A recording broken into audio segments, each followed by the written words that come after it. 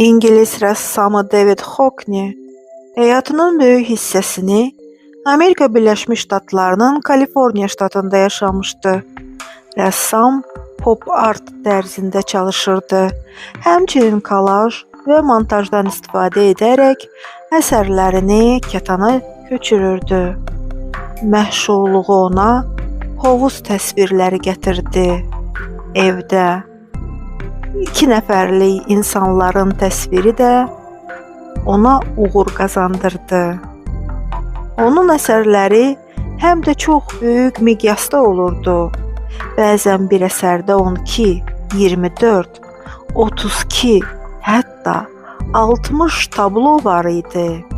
İngiltərənin ən görkəmli rəssamı sayılır.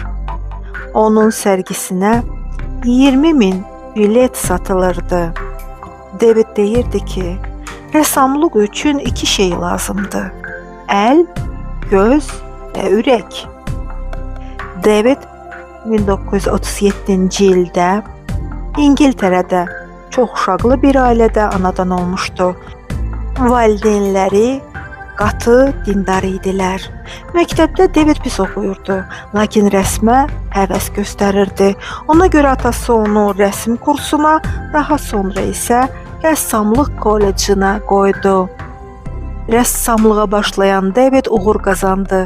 Əsərlərinin satışından lazımi qədər vəsait əldə edən David Amerika Birləşmiş Ştatlarının Kaliforniya ştatına köçdü.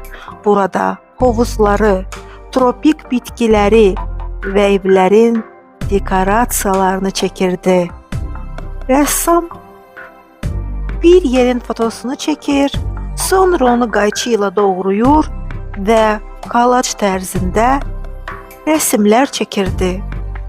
30 il Kaliforniyada qaldıqdan sonra İngiltərəyə qayıtdı və vətəninin peyzajlarını çəkməyə başladı. Bu hovuz rəsmi rəssama 90 milyon dollar gəlir gətirdi.